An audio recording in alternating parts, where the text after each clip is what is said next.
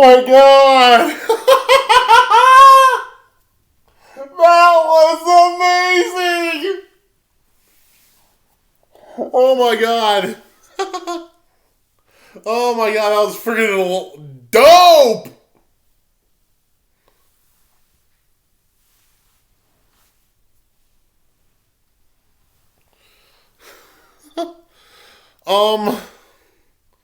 Hey, what's up, YouTube? Rob the Lord here.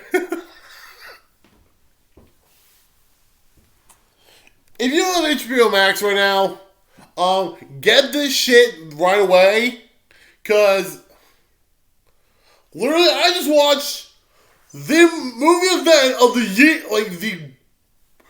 the monster event of the year. One of the biggest movies, probably of the whole year. Today, March 31st, 2021. Godzilla vs. Kong. Oh my god.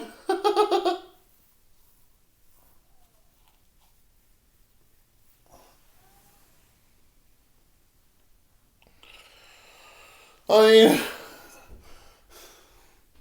this is a big movie, and this was a good movie. Now, will it be after credit scene? I don't know. I just started recording this video.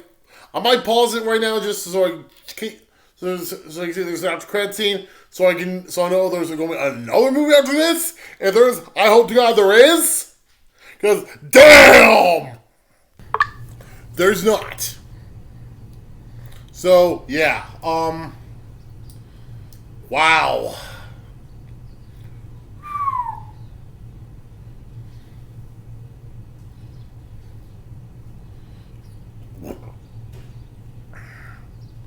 Again, wow.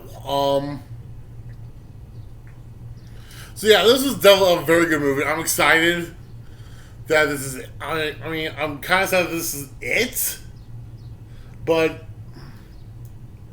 I kind of think we should have gotten, but I mean, this was supposed to be Godzilla versus Kong, which it was, but mostly it was, but towards the end, I was expecting more of a Godzilla vs. Kong death match. But instead, it was more or less a Godzilla and Kong 2-on-1 handicap match against Mechagodzilla. I feel like we could have had. I feel like if they would have introduced Mechagodzilla, I feel like they could have done this movie a lot later on. Had they done had they introduced Mechagodzilla in this movie and just call us Godzilla versus Mechagodzilla, that would have been I think that would have been a lot more cooler. This is just my nitpicks of the movie. What else about it? I don't like how they made Mechagodzilla a direct copy of Godzilla, essentially. I mean, they made him almost exactly like Godzilla, whereas the original Mechagodzilla didn't look like the original Godzilla. Mechagodzilla reminded me a lot. In fact, the original Mechagodzilla reminded. In fact, if you look at the original pictures of the original Mechagodzilla, it looks like the Dragon Zord. Speaking of which, there's one thing they added to this version of Mechagodzilla I wish they didn't. The drill tail. Because I'm like, oh yeah. Because let's think. Because what else in this fandom would have a drill tail? The Dragon Zord from Mighty Morphin Power Rangers, or Dragon Caesar from Kyoto Sentai Judanger.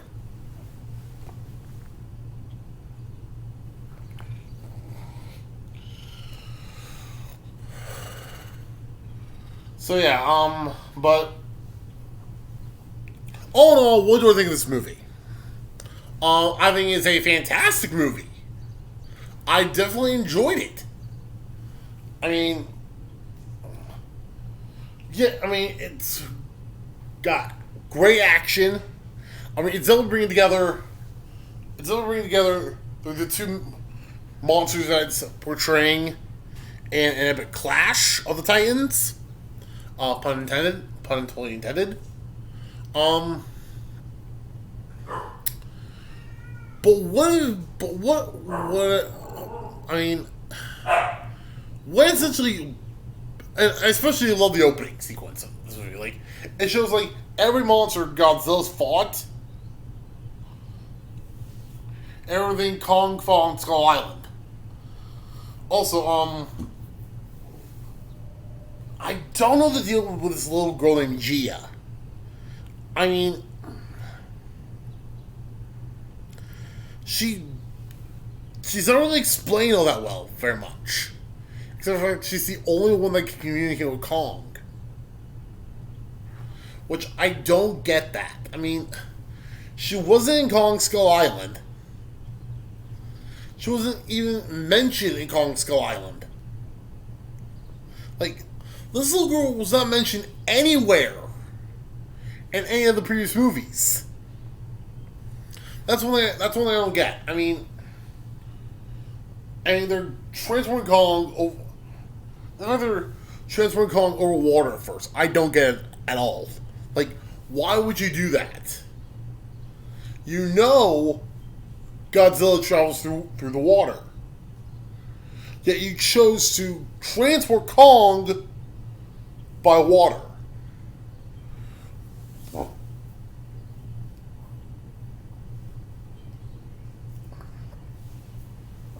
That's not a nitpick, but now here's what I find funny. Okay, this adult lady, Moira, I think you're saying, or this adult whatever her name is, I forget. And I was just watching the movie. I wasn't really paying attention to the human characters of Apex, or the fuck they're called. I was really just paying attention to Monarch, really, because they're pretty much the good guys. Speaking of which, we see two returning characters from Godzilla King of the Monsters.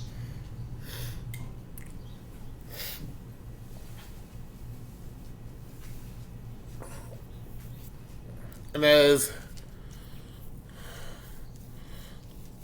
Madison and Mark Murphy, I think. At least I think those are their names. I know for sure it was Mark and Madison.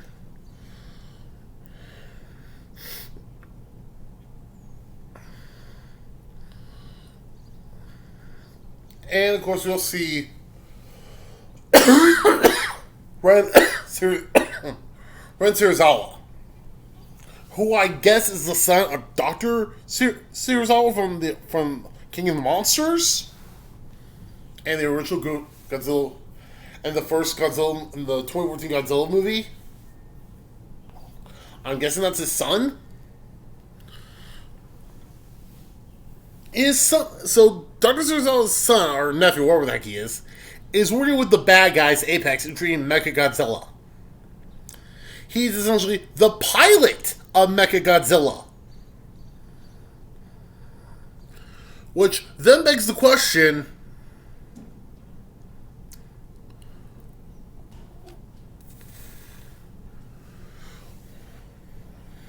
because, of course, Apex is testing out Mechagodzilla's laser blast from his mouth, which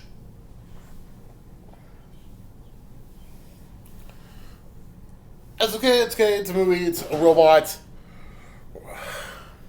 I can let that go.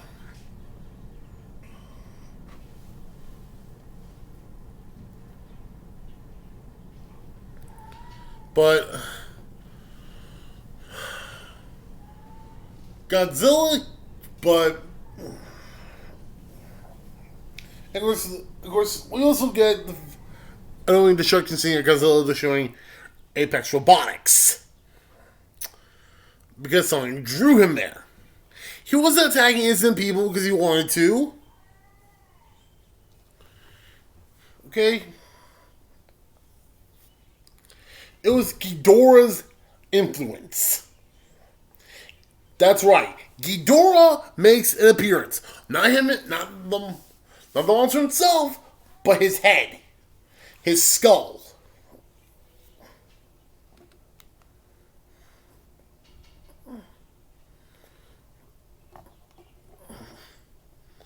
His skull makes an appearance in this movie.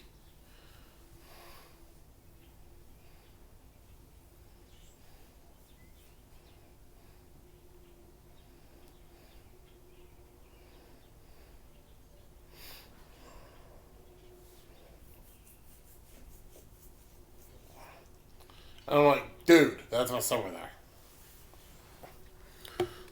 But now we know why at the end of Godzilla King of the Monsters, Apex had that head.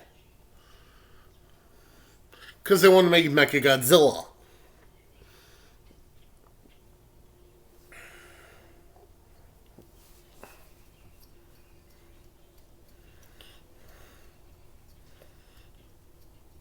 Also, they go into the core of the Earth, I guess you call it, where there's a throne and an axe.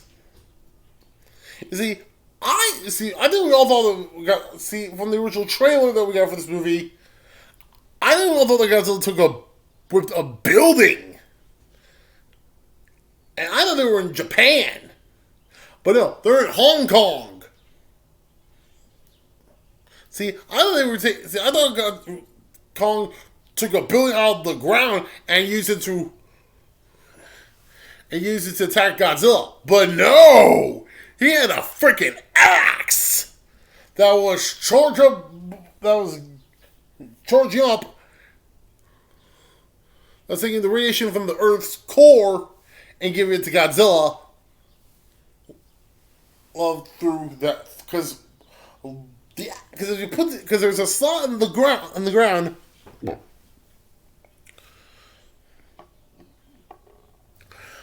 It looks like Godzilla's back.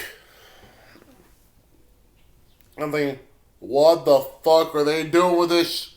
Like, what the fuck are they going to doing with this shit? And oh my god, there it was, that axe. Don't forget to take down Godzilla. But then, the little girl who's not really understand it all, who doesn't really explain it all, throughout this whole movie, who can communicate with Kong through sign language. This lady who claims to try to communicate with Kong through sign language couldn't get it. This little girl can.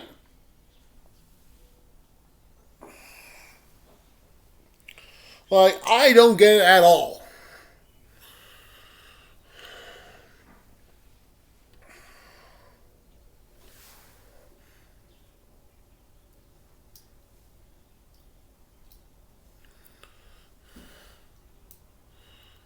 Like, seriously, I don't get this at all. Like, she's a little girl that can communicate with a giant ape.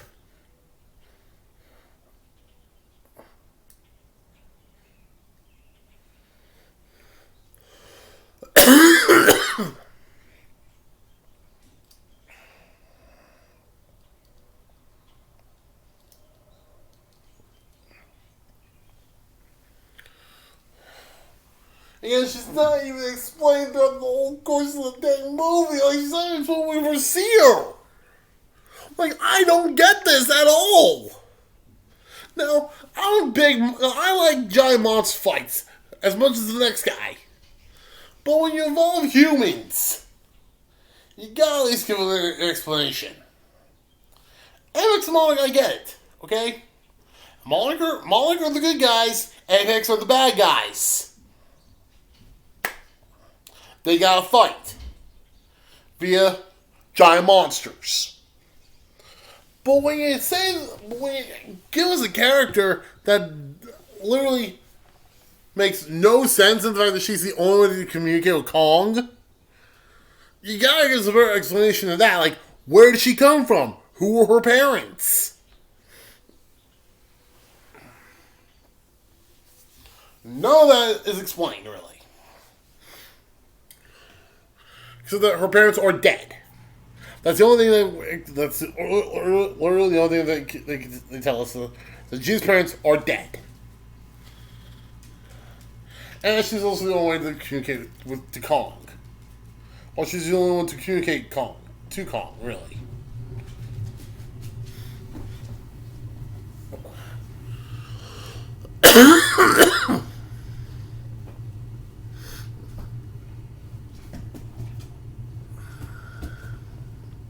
Yeah, so, yeah. Now, again, as I like giant monsters. As you from my shirt, I like giant things. I think they can fight giant monsters. Here's one, Ultraman. I watch a lot of Ultraman. I watch a lot of Ultraman stuff. Okay, not a lot. I mean, I watch Ultraman Orb on Crunchyroll, X, Ginga, and Geed all on Crunchyroll. Watching Rube on Fun on Toku.Fun. Or Origin Saga on Pluto TV.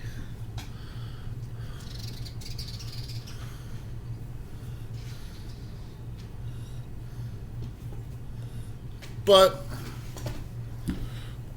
now again, those Igor's power to suit and stuff like that, but there's that. But nevertheless, would I recommend this movie? Yes, wholeheartedly. It is a good movie. Granted, there are some things that need to be explained. Oh, of course, Apex is all we're using for creating Mechagodzilla. Just just so humans can become the Apex species again. Just that. They basically want to replace Godzilla so we're going to become the alpha species again. Yeah, no. Because you aren't going to take down Godzilla with no fake Godzilla, okay? Monsters must defeat monsters in this case, okay? Like, I'm getting to think these guys never watch Jackie Chan Adventures. You guys remember that show, right? Jackie Chan Adventures? There's one lesson that must be learned. And it comes from Uncle. Jackie's uncle, okay? Magic must defeat magic. In this case, monsters must defeat monsters. Well, but I digress. It's still good, and I highly recommend you watch it. So, this is pretty much the end of the whole Monster Cinematic Universe. So, what do I give the Monster Cinematic Universe in terms of a grade? Well, let's see. Godzilla 2014? A. Kong Skull Island? B. Godzilla King of the Monsters? A+. And finally, the big boy of them all, Godzilla vs. Kong.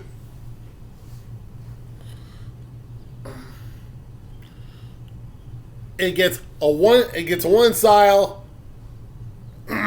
gets a 10 style, a 9 in music, and a 3 of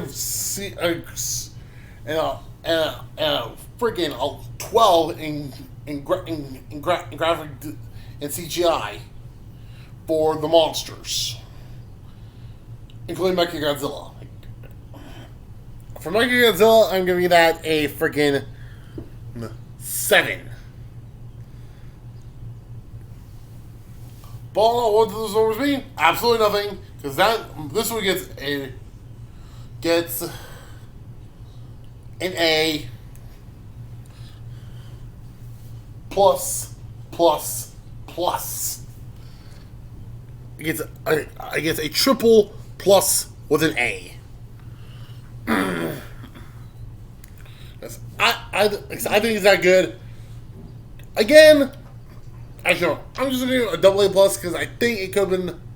Again, Gia should have been more. Should have been. Again, I think Gia could have been more explained, more fleshed out. That's just my take on her character. Anyways, guys, make sure you like, comment, subscribe. As always, I'll catch you all next time. Peace.